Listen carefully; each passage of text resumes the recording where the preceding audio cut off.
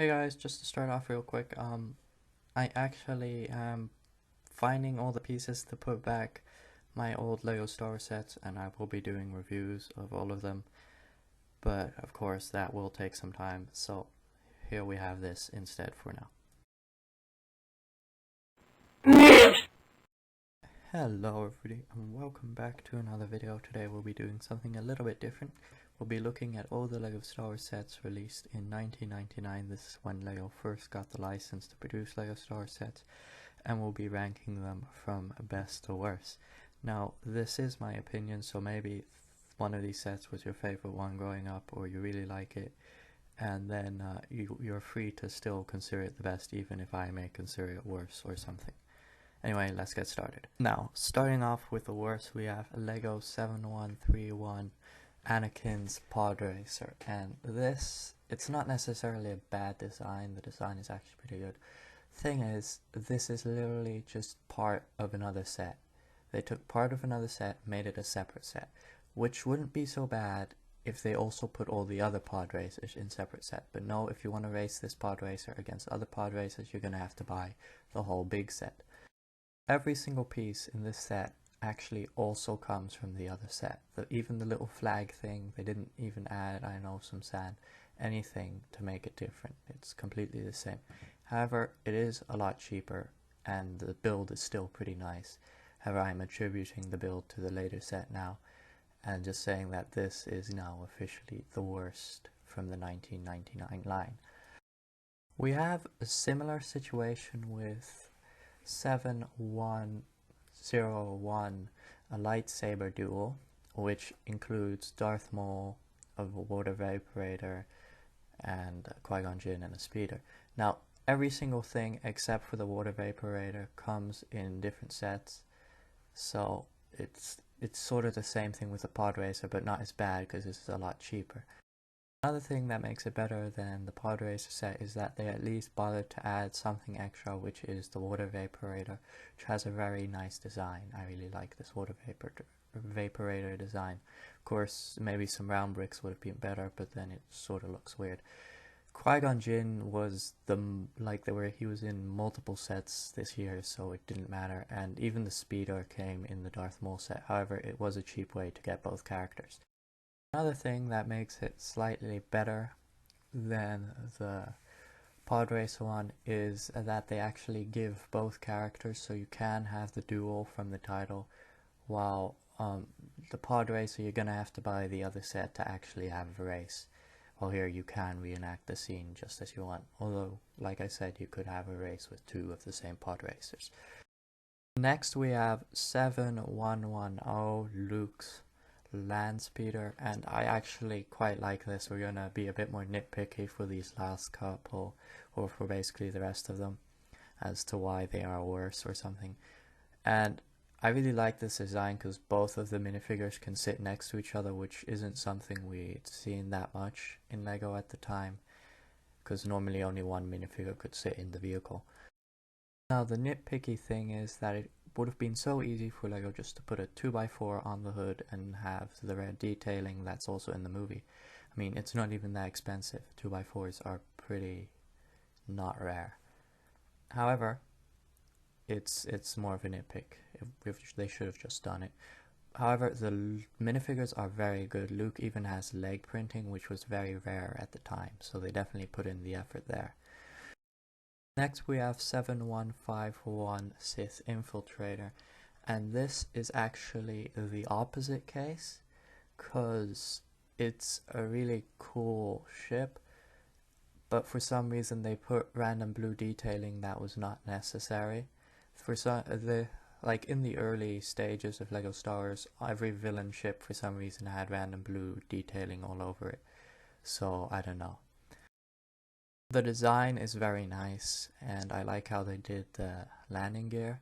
However, they could have probably worked a little bit on the probe droid, because the probe droids, they are just little studs.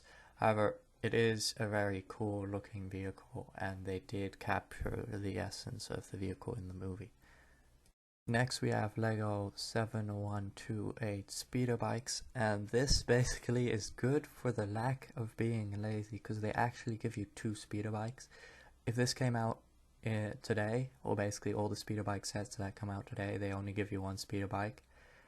But back then they would give you 2 speeder bikes, which really ups like the amount you can play with it, because you can have Luke riding 1 speeder bike and then the Scout Trooper on the other one.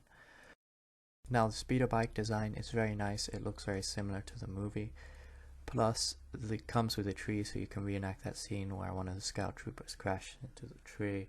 The Luke chest is very nice, and the cool thing is this is actually the only set where you could get Imperial Troopers, so if you needed some guys to fight against your rebels you could only use these Scout Troopers, at least until 2000. Next we have 7121 Naboo Swamp, and this is a pretty nice set. It's the cheapest way to get Jar Jar Binks. He only came in one very big other set, and that would cost you a lot of money. Plus the Stat Bikes design is actually quite good. I'm maybe even better than what we have now, because the blasters are actually in the middle and not on the sides. Stat bikes had transparent things underneath so that they would seem to be floating, and the swamp design is very nice. It has a lot of vines and everything and a lot of detail, plus the blue plate underneath.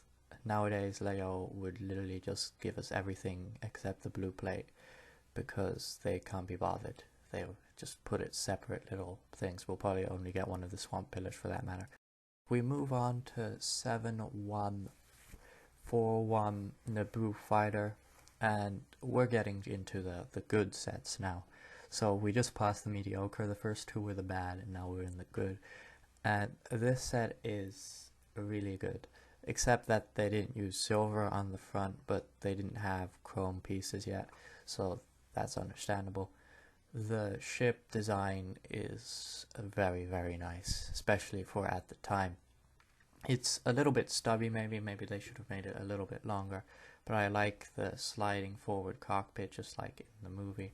Plus it fits R2-D2 in the back, and of course it comes with some battle droids and some extra accessories, which is nice, and I really like that little missile platform little car there in the background. And of course it's essential for reenacting the end scene from The Phantom Menace. Next we have 7161 Gungan sub, and the design of this is pretty much on point. The tail is very nicely done and it turns around. Even the new Gungan sub that came out a couple years ago had a very similar design, except of course curved pieces, which they didn't have at the time.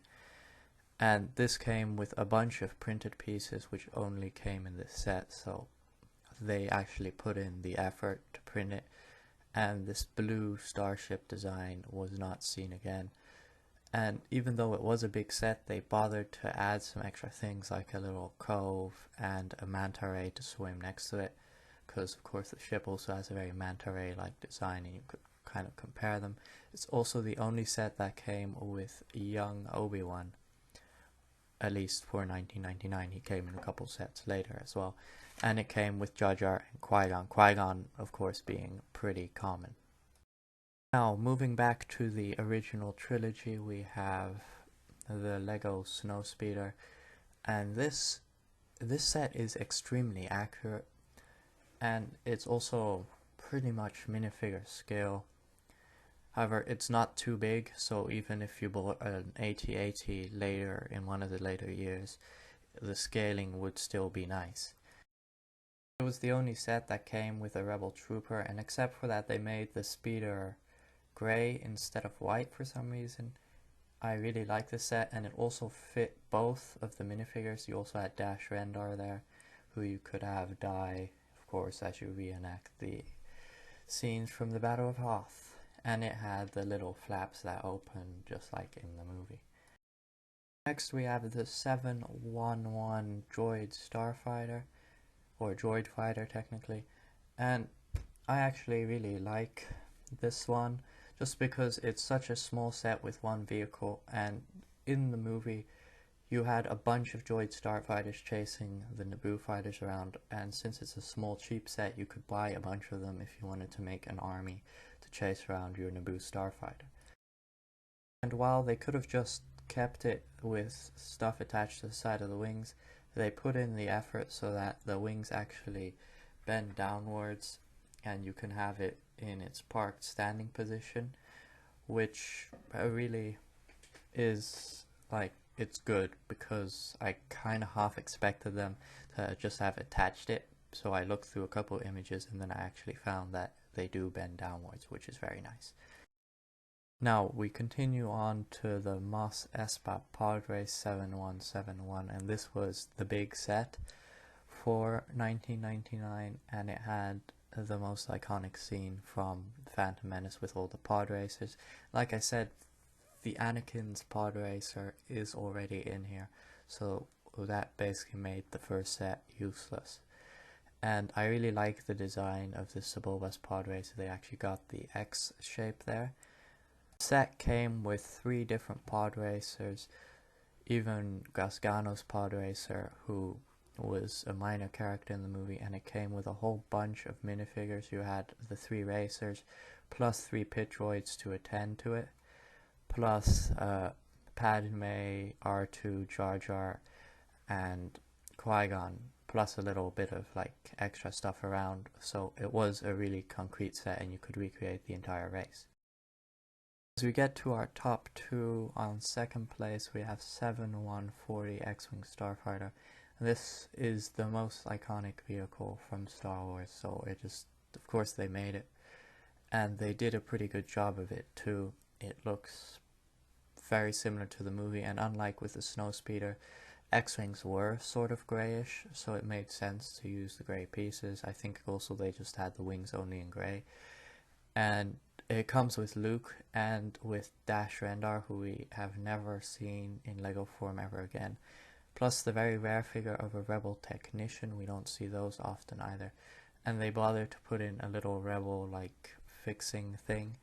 And of course you're gonna need an X-Wing if you want to do a trench run. And they have the little Technic piece so that the wings open, which is very nice. Now the very best set in the entire lineup is 7150, which is TIE Fighter versus Y-Wing, and it came with a Y-Wing and a TIE Fighter. It was slightly more expensive, but it was also the only set to come with Darth Vader in 1999.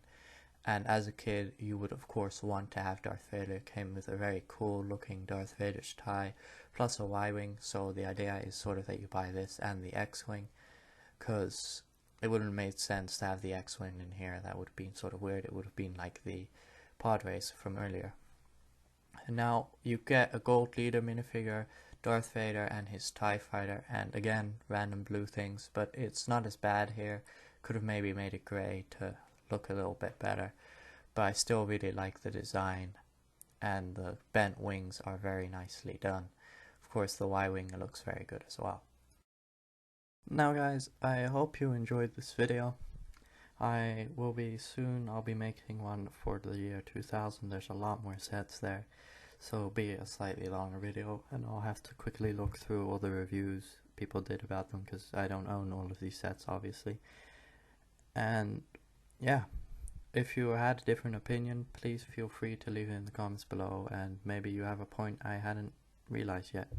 Anyway, thanks for watching, see you next time.